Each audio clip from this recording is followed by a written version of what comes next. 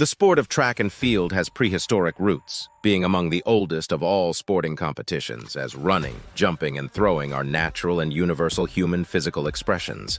The first recorded examples of organized track and field events are the ancient Olympic include further running competitions, but the introduction of the ancient Olympic pentathlon marked a step towards track and field as it is recognized today.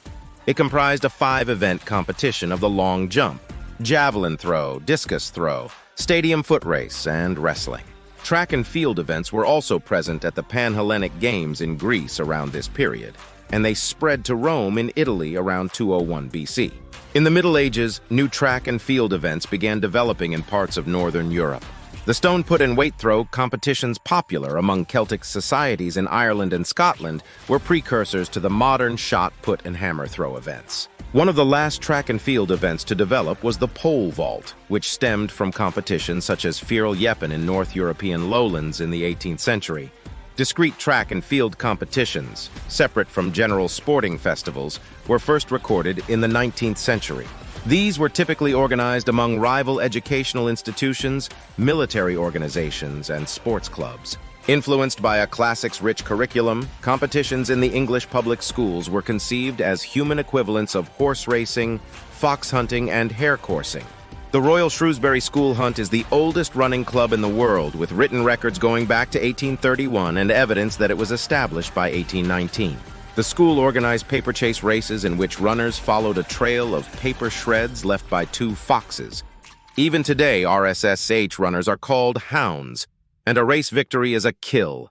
The first definite record of Shrewsbury's cross-country annual steeplechase is in 1834, making it the oldest running race of the modern era. The school also lays claim to the oldest track and field meeting still extant, the second spring meeting first documented in 1840. This featured a series of throwing and jumping events with mock horse races, including the Derby Stakes, the Hurdle Race, and the Trial Stakes. Runners were entered by owners and named as though they were horses. 13 miles, 21 km away, and a decade later, the first Wenlock Olympian Games were held at Much Wenlock Racecourse in 1851. It included a half-mile foot race, 8:05 м, and a leaping in distance competition. In 1865, Dr. William Penny Brooks of Wenlock helped set up the National Olympian Association, which held their first Olympian Games in 1866 at the Crystal Palace in London. This national event was a great success, attracting a crowd of over 10,000 people. In response, the Amateur Athletic Club was formed that same year and held a championship for gentlemen amateurs in an attempt to reclaim the sport for the educated elite. Ultimately, the all-comers ethos of the NOA won through, and in 1880 the AAC was reconstituted as the Amateur Athletic Association, the first national body for the sport of athletics. The AAA Championships, the de facto British national championships despite being for England only, have been held annually since July 1880 with breaks only during 2 world wars in 2006-2008. The AAA was effectively a global governing body in the early years of the sport, helping to codify its rules.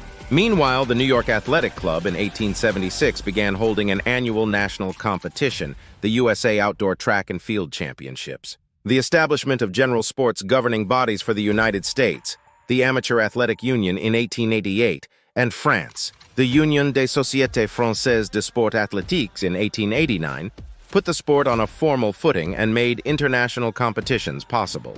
The revival of the Olympic Games at the end of the 19th century marked a new high for track and field. The Olympic athletics program, comprising track and field events plus a marathon, contained many of the foremost sporting competitions of the 1896 Summer Olympics. The Olympics also consolidated the use of metric measurements in international track and field events, both for race distances and for measuring jumps and throws. The Olympic athletics program greatly expanded over the next decades, and track and field remained among its most prominent contests. The Olympics was the elite competition for track and field, only open to amateur sportsmen. Track and field continued to be a largely amateur sport, as this rule was strictly enforced.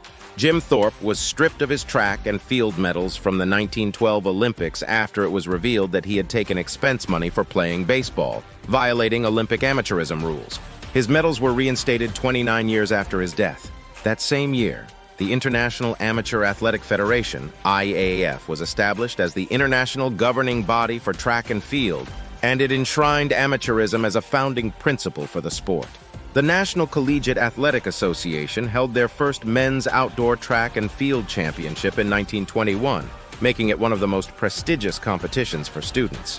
In 1923, track and field featured at the inaugural World Student Games.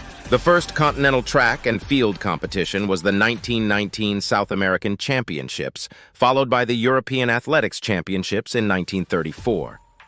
Until the early 1920s, track and field were almost an exclusively male pursuit. Many colleges required women to participate in walking events. Walking was considered to be a primarily female sport. In the late 1800s, it was still incredibly rare to find women in the gym, as this was considered a masculine activity. On 9 November 1895, the first women's track meet in the United States was held, and it was called a field day. Alice Milliot argued for the inclusion of women at the Olympics, but the International Olympic Committee refused. She founded the International Women's Sports Federation in 1921, and, alongside a growing women's sports movement in Europe and North America, the group initiated of the Women's Olympiad, held annually from 1921 to 1923. In cooperation with the English Women's Amateur Athletic Association, WAA, the Women's World Games was held 4 times between 1922 and 1934, as well as a Women's International and British Games in London in 1924. These efforts ultimately led to the introduction of 5 track and field events for women in the athletics at the 1928 Summer Olympics. National women's events were established in this period, with 1923 seeing the first British Track and Field Championships for Women and the Amateur Athletic Union, AAU, sponsoring the first American Track and Field Championships for women.